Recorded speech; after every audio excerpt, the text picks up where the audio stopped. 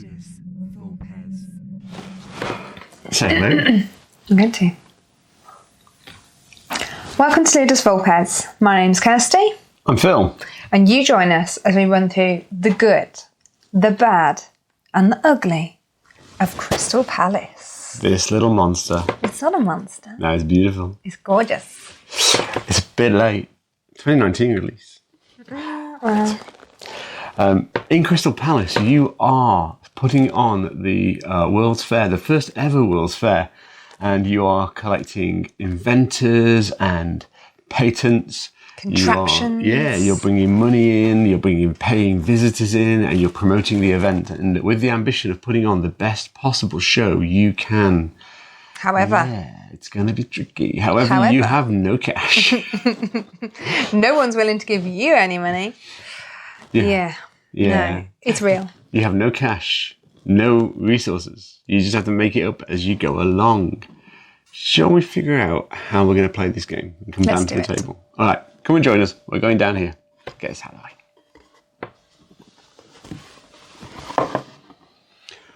Oh, here we go then. This is our table state. We're about to start the fourth round of 5. And we always like to get partway through a game before we share with you where we're at. So let's just talk about how the game works. During the game, you are seeking prestige and victory points, and they are accumulated. And the little stars you see on the scoreboard, and you'll see them scattered all around. They're on these cards. And these are our inventors, these are the patents they're chasing, and each year out of the 3 years we operate in, which is 1849, 1850 and 1851, it will dictate how many points you get from each of those. Where else are victory points available? On your board. So any silver victory points are end of game points. Any gold points accumulate throughout the game. Yeah, you got the buzz track as well, where you can start to accumulate each turn, which is kind of nice. That's the buzz you're generating around the event. So you are chasing those points, and you're chasing those points in various ways. Now, as the game progresses over 7 stages within a phase or round, and those 7 stages start with distributing dice or bidding with your dice for how strong you want your dice to be. No rolling involved. No rolling involved. Or you can roll and play blind if you want, and that could be terrible. We should try that sometime. We should not. And whatever you choose, because you'll be picking the values of these dice, whatever you choose as those face-up values on those dice, you have to, as soon as you reveal them to your opponents, you have to then pay that equivalent in a salary. Cash money as a salary to cover the cost of those dice. And Your dice are your workers. They are. And to do that, though, you may have to take loans. Each loan will generate you £10.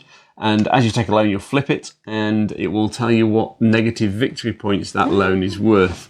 However, if you pay off the loan, you're still worth -5 victory points, which actually is better than the -8, 9, or 10 that's on the other side of them. I've got a 10 and 3 8s. I've got a 10, 2 8s, 2 9s. A game can be won or lost by how many unresolved loans you have at the end of the game. So, you've got your dice values, you've paid for them. Now what are you going to do? Well, we start to distribute dice around this board, and this board is sequenced, so 1, 2, 3, 4, 5, 6, 7, 8. The rulebook suggests putting it in a circle, but this just fits on the table for us, for the purposes of filming, a little bit neater. And the first player in each turn is going to be the player who spent most on their dice, so the highest dice value. If there is 2 tied dice values, the play order is maintained. So you're going to place dice into each of these sections with the potential to take one of the actions. So the actions are fairly straightforward here. These two boards allow you to take the cards that are associated with them.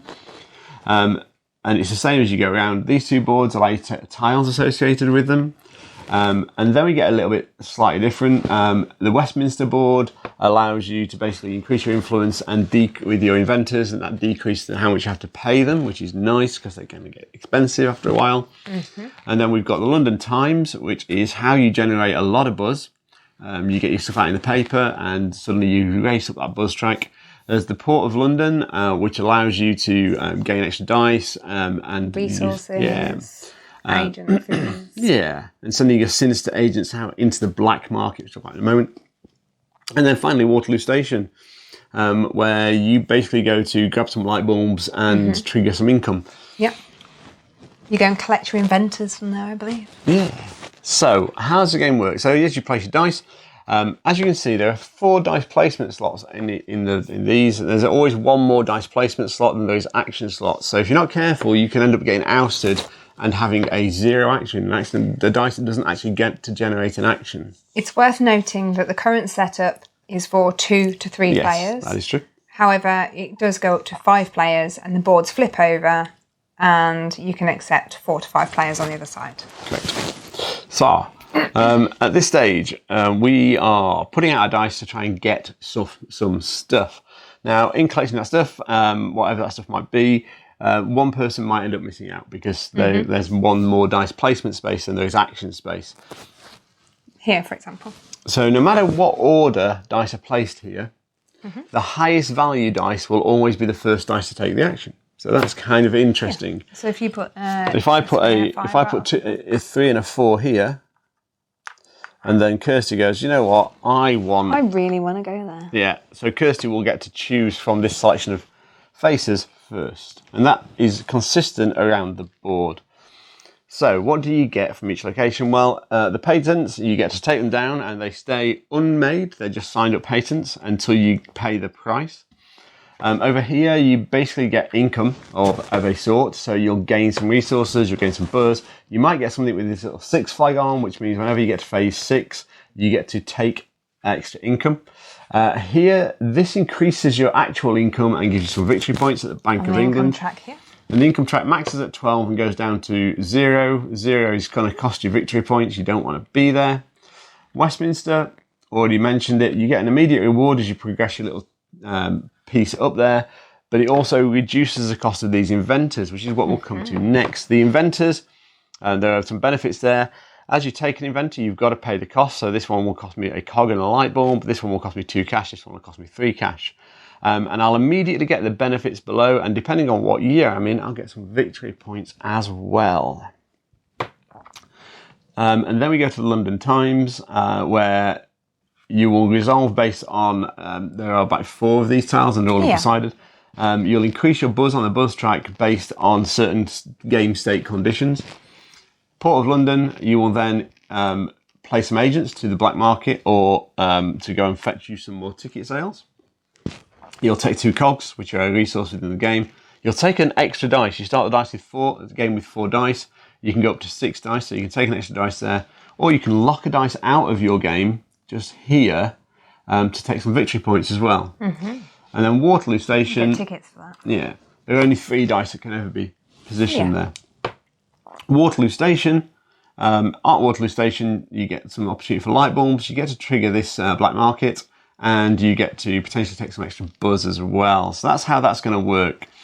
The black market, every time you get an agent move, you get to position an agent in the black market.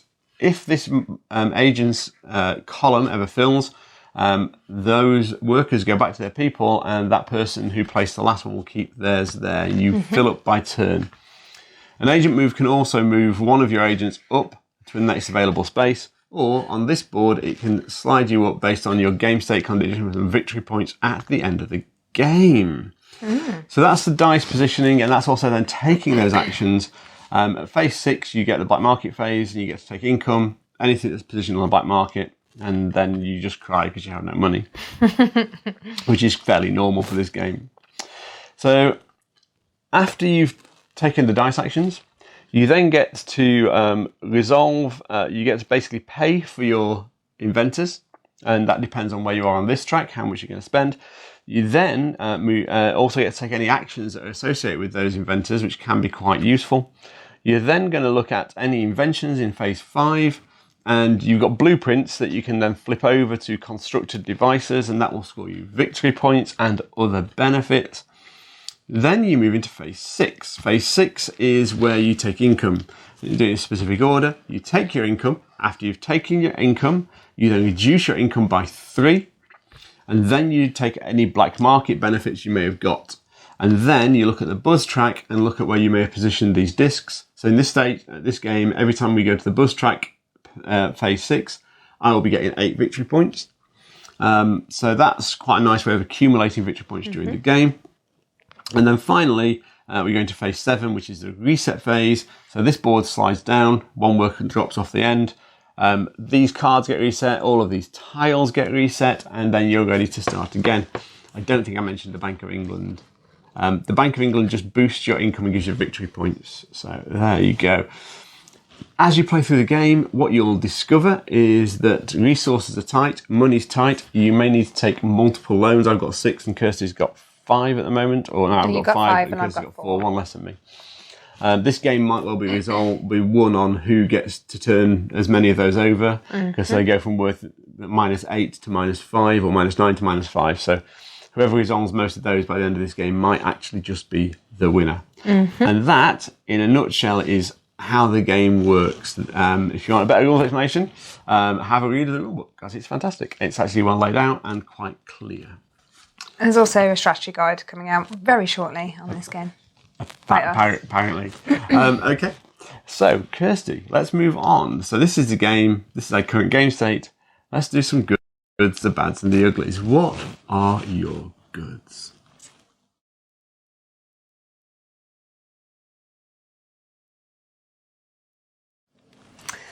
So for me, when we were first learning this game, one of the big goods for me was the iconography. In this game is fantastic. It aids the learning process. It's consistent throughout. It's fairly obvious. You know, a light bulb is a light bulb. A newspaper is a newspaper. Yeah. You know, you've got the obvious there, but you've also got, where is it? A loan is -8 points, but then a repaid loan is -5. That's a bad example. But there are, where was I thinking? Like some of they're not out now, but some of the cards that we had earlier, for example, the repaid loan is one with a loan with a cross mark through. Yeah. You know, it's no longer a loan because you've repaid it. Yes. That it's just little simple things like that really actually make the game much easier to follow. There's no complexity in colours in the game. It's fairly straightforward. Money is green. Income is green. They're linked together. Yeah. You know, buzz, bright, attraction, red. You know, light bulbs, yellow, boom, attraction. You know, it's really, really well. For what feels very complicated to start off with, ends up being a much easier game to play once you get your head around the iconography. Right. And I think that is a massive good that they've done with this game. Okay. So for me, one of the good things about this game is, it's the way the theme connects to what you're doing within the game. And I think that really helps you understand what you're doing. You're collecting patents for your inventors. The inventors are helping you build those. You're also taking money. And it just aids the flow of the game. And the game does flow quite nicely at 2, 3, 4 players. It can sometimes get a little long, but ultimately it's a game that plays well with good flow. That unless you're playing with people who do suffer from AP, this game will not outstay its welcome very often. That's one of my goods. So another one for me is how well made this game is. You know, we've always said about Capstone, about their level of production has always been up there. And this is no exception to the rule. They're not just wooden cogs, they're chunky wooden cogs. You're not going to snap one of those in half. The light bulbs, they're chunky, good, easy to pick up pieces, which is something that I consider in games. You know, the card quality is chunky, thick. It's going to be difficult to damage these. I'm not suggesting that anybody would, but you know, the money, you know, it's not flimsy little bits of cardboard. No, it's you know, it's really well. The dice, all wooden dice. You know, it's a really good quality game. And yeah, I think that's just something that needed definitely to be mentioned. Okay, so for me, another good is the way the in-game economy works. this is a really tight economy. You will not often find yourself flooded in money and having a wealth of resources. It doesn't happen. It's very hard to come by. You can get resources and you can get money during the game, but you're not going to have more than you need. You're rarely going to have enough. And the way the game structures is it will force you to make really tight decisions from that very first decision on what value dice you want, all the way through to which cards you're going to pick up, which tiles you might want to take. Like this board, your player board is -2 victory points unless you cover it. And stuff like that. It becomes almost painful at times to make some fairly tough decisions. Do you wipe out the black market at some point because it just makes sense? Too many people have gathered, so the police come and clear everyone off. Like, do you wipe that out just as somebody's about to take a black market bonus and you go, well, no, you're not, bye. Yeah. And the in-game economy is really fascinating. It's a really interesting game to play, and the mechanics of the game really drive this tight, tough decision-making that's fairly constant through the game, but never feels painfully mean. No. We reviewed Cooper Island, which often feels painfully mean. This game doesn't do that. No, this is tough and it's tight, but it never feels like the game is being particularly vindictive. Other players might well be being vindictive, but the game itself is kind of on your side. Yeah. Probably along a similar type of line. For me, I really like the fact that, there's a word, and it's about like how tight the effects of one person's move has. Okay, so it's kind of like tightly bound. Tightly bound, that's it. So this game, I would say, is semi-bound. Yeah. Like you could know that, for example, I might have an invention that I need the dude who invented it to match to get the extra 4 points. It's not the right terminology. He's not a dude. He could be a dude. It's fine. However, by Phil taking that person away from me, it's not completely stopped me playing the game. It's not like I've got an invention with you still get points for each thing individually. You get the bonus points if you combine them. It's not as mean as that, and it's 4 points, which here or there. I mean, on the one I was just doing a short while ago. But actually, it's quite nice that someone can do that and maybe almost like, I wasn't expecting you to do that. But it's not, that's really the end of the game. Where in some games, it definitely feels... Yeah. There's that kind of vibe, whereas this doesn't. You can go, okay, right, well, if you can do that, then I'm going to put my 6 here instead, and I'm going to boost my income by 5 and know that I'm in a really good place for the next turn. Yeah, I'd say the effect of other players in the game is moderate on each other. Like, the interactivity is really quite nice. Yeah, that's what I was trying to say.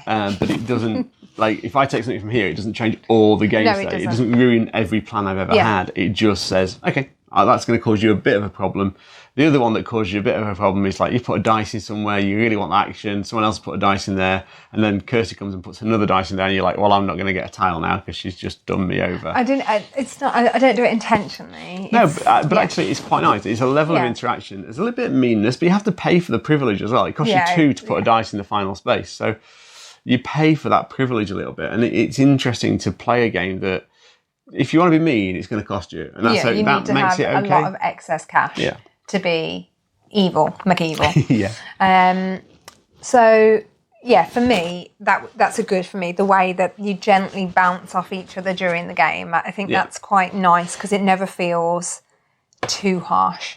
No, so for me, that's a good in this game. And if you see it coming, you can avoid it as well on your dice placement. If you actually, I know Kirsty's going to want 2 of those tiles. I don't think I'm going to have the dice to deal with it, so I'm going to put my dice elsewhere. Yeah. If you can plan ahead like that, and it's another good for me. There's 2 aspects to this game that really matter, and that's firstly, do you understand the economy of the game? Can you make that work for you? The second one is, do you understand the players you're playing against and what their board and game states are? Because you have to play both the board, the game, and the players. Yeah. It's not multiplayer solitaire. You are absolutely interacting. And people's actions are going to affect your decision making. So you have to wonder and start to consider what other players will do, because you could end up in a situation where you could realistically have played the game in such a way that you have no actions after placing dice because you've gone into the final slot. But if you do that, you've not understood the players around the table. No. And I like the fact that the game asks you to not just understand the game, but understand the players. Mm-hmm. So they're my goods. Yeah.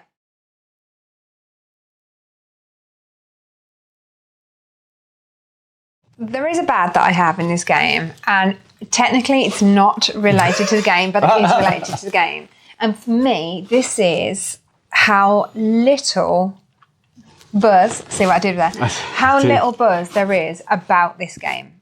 Yes, this is the 2019 release, but it's such a good game. It was nominated for so many awards and just slipped through the net, but it's such a fantastic game. I just don't understand why it's not higher up there in people's opinions, or people, there's not, you might mention Crystal Palace to someone, they go, what? Yeah. I don't know that game. Whereas you mention something like Boone Lake, we've had our discussions about Boone Lake, or, or Imperial Steam, or, some slightly similar weight games. Yeah. And you just people don't know about this game. And I'm like, why don't you know about this game? It's such a brilliant game. So thematic. But for me, it's the lack of buzz and interest around this game. I don't understand it. Yeah, that's a bad for me. Yeah, and maybe that's a publisher, distributor, promoter kind of problem, which is, that has some issues. It has some impacts on the development of the game as well. I think that's fair. I think for me, some of the bads. So for me, it's hard to have a bad for this game because at the moment, so we were at Essen last year. You could have picked this up for €20 last year, which is basically for nothing. You're getting a huge amount of game. And bads normally are reasons why I wouldn't buy a game. And I guess there's a couple of things that I can think about that, depending on who you are and what you're looking at from a game, this game might not be for you. So my first one, and the first reason that you might not want to buy this game, it's a pain to teach. Because there's so many areas of the board, and they all have some kind of, people's first game is going to be a bomb. However, my first game was the best I've ever played. However, most people are going to have a bad time on their first game, especially against people who are already experienced with the game. So that for me is, if you can't get past first, second plays, if your regular gaming group doesn't get past first, second plays very often, and this is a game that you think you'll end up bringing out once a year, don't buy it. The teach is not worth. It's not worth the downtime that it adds to the game for the first time people play or the first refresh people get. If you're going to play it more regularly than that, I'm not saying every month, but every couple of months, 6 times a year, it's then definitely worth you're it. probably, and you're playing with the same group of people, they're going to get a lot of game out of this box, and that maybe mitigates. But the bad is for those people who don't play heavy games that often, and the teach doesn't balance in. Then it takes too long to teach to actually get to that point. I'm supposed to be doing a bad, I know. However, just bouncing off your bad there, the appendix is so useful for new players to refer to. I'm still not changing my bad. No, I'm just saying that if you are on the on the border, then the appendix is useful for new players. My second bad, and my only other bad for the game, is really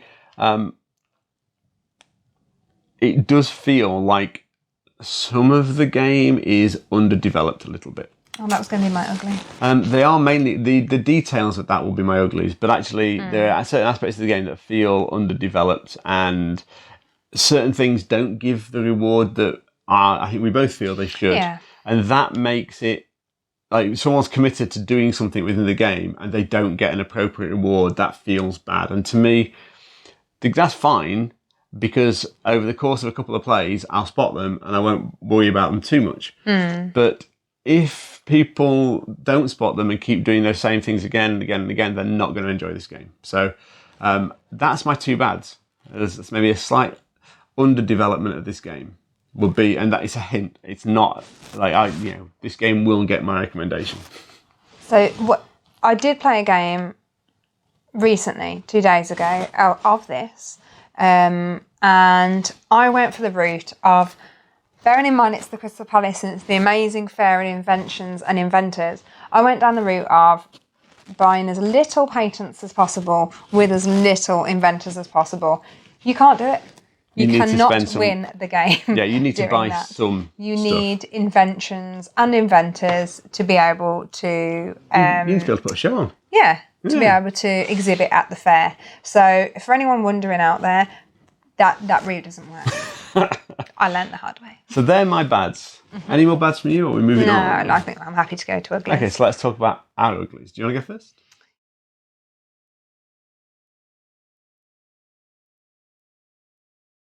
Yeah, so one thing that I've done in most plays, I haven't done it on this one, so to give it a little test run, is I lock dice in early because you get good points at the start. Well, I say good points for locking dice in. So if you lock a dice in 49, so in the first 2 rounds. If you're the first dice to lock in, you and get say, 9 for example, points. I put it here, you get 9 points plus the number of pips on your dice. So that, obviously, there is 15 points. You can get exactly the same and keep your dice by purchasing one of the inventors. The steam saxophone is 12 points, for example. Yeah. So, and I've locked the ability of using that dice in. Now, for me, if you're going to lock a dice in, especially early on in this game, to me, this should be slightly different in financial wise, like as the points. You should be getting a little bit more than just 9 victory points, because you're locking your ability to pick these dudes and dudettes and their pretty machines up. It should be either, I'm not necessarily in multiplication, but there should be something that's slightly different, more than just number of pips on the dice, time, like add that. It should be maybe 2, 3, 4, or 4, 3, 2, and then times the number on the dice. Yeah. Because the efficiency of not, or inefficiency of not having the dice in this game means you can't. It's very difficult to justify using that spot without it being a higher victory point for me. Yeah. And I tend to agree. I think that's a couple of my uglies. So Port of London definitely is one. The Waterloo Station as well feels very much like a get out of jail free card. It's the last place you go if you've got nowhere else to put your dice almost. And I think the designers recognise that there's no cost for the third space on this one, and there's cost in most of the others for the third space. You're just getting a little bit of resource, maybe a black market trigger, which can be quite useful. But actually, as an in-game, when you look at the game economy, the in-game economy, this is not a great efficiency for space. You're not getting a lot of value for money here. You're almost better to push up this track to get your black market trigger. If you can, because you'll also get benefits and reduce the cost of any of the inventors that you've found. So Waterloo Station, Port of London all feel like they don't really achieve an awful lot, but they do sort of blank out a dice to a certain extent. I do feel in some ways it's almost like we need a few more dice placements when we're in larger game numbers, or some more variation if you don't have the cogs and the light bulbs to be able to purchase this round. If you don't have enough money to be able to therefore push and buy those light bulbs or cogs, then these two are a way of getting cogs or getting light bulbs to then give you the materials that you need to then next round purchase. I feel like it was we need a way of getting resources to people, and this is the way we've chosen. Yeah, and I think also with the Bank of England, you've got something very similar happening there. So the Bank of England boosts your income. As you know, your income will drop 3 spaces every turn and leave you in a fairly negative place if not managed. And you're managing that income constantly through each turn. The Bank of England is lazy. We've both been there twice. It gives you victory points and it gives you boosted income. That's all it does. And I say it's lazy because it's there to manage that track. Yeah. And there should have been other spaces, other ways of managing that track, rather than just going, right, I need a boost in income, I'm going to grab a tile from there. Because I think the victory points are tiny comparatively tiny. So, like to give an example, like a victory will end at somewhere between 60 and 80 points, typically. Speak for yourself. I said a victory. Will end at between 60 and 80 points. So these 2 victory points and 1 victory point, in the same way that these points here don't necessarily mean all that much. No. They're not big enough to warrant locking a dice out because you're losing a huge amount of your dice economy by locking a dice out. However, if you do lock a dice out, it's less spend at the start. That is true. No. I'm going to try one time, just maybe doing as low as I can and see what happens. Yeah. So, I mean, for me, they're kind of the uglies. I think, other than that, I don't like the idea of resolving alone and still leaving yourself with -5 victory points. That feels harsh, especially when you have to pretty much take loans in the game to succeed. It could resolve back to -2. Yeah, back to what the board is. Yeah. Underneath it. Yeah, that would make much more sense to me. But overall, I think they're my uglies. I don't really have anything else. So one thing that I did just say earlier about, I need resources, there's not many ways to get them. There is one thing which I don't think we've discussed, which is actually on each player board. So on each player board, you can gather newspapers from some areas, as we talked about earlier.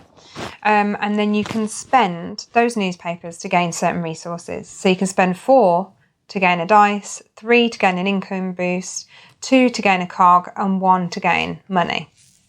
And then just next to this, on this area, you'll see that if you're cash rich, which very rarely happens, you can spend 4 cash to gain 1 light bulb, 5 cash to gain 1 cog, and then either a light bulb or a cog, when times are really rough, can give you 1 coin. Times would have to be really good. Yeah, they would, because look at that economy.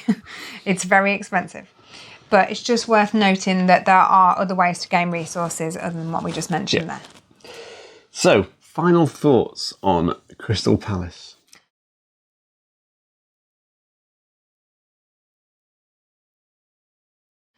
My final thoughts are, it's a highly underrated, should be played more and should have more buzz about it. I do that every time. Because it's such a good game, and although we've given our little uglies, they're, as you could tell, when we come out with bads, we come out with bads. We struggled to come out with bads, and basically it was just, this is an introduction to what our uglies are going to be. For me, it's a game that's worth pursuing, worth giving it a go if you've got the right people to play with. And if you don't have the right people to play with, or people who maybe aren't really used to dice worker placements, why not put this one in front of them? See what happens. I might pick a slightly more straightforward game maybe first. Like the Magnificent, then lead to this. Yeah, maybe. But they're both from the same year. They're both underrated games. Agreed. There's plenty to be said about them, but this is a very well crafted, very well created, very well themed game. Yes, I love the theme actually, and the artwork is just really nice. It works very well for the game. It's old-fashioned without having to be a hint at war, for example. So for me, this sits as a great game for any collection if, and let's talk about that if, and that if is about you and the people who you play with.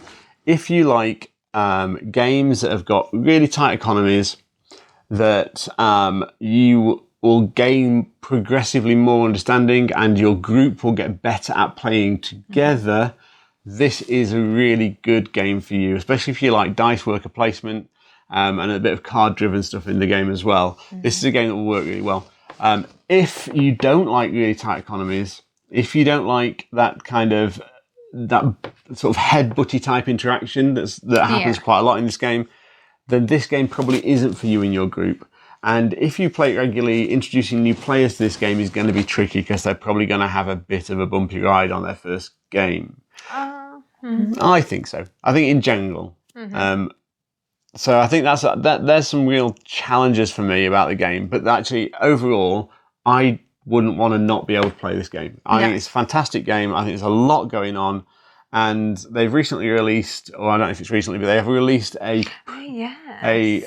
print and play expansion. Yes. 1 second, I'm just going to disappear under the table. Hi, I'm back again. I think I went off camera. No, you were still there, but it's fine. I can just like a little trick.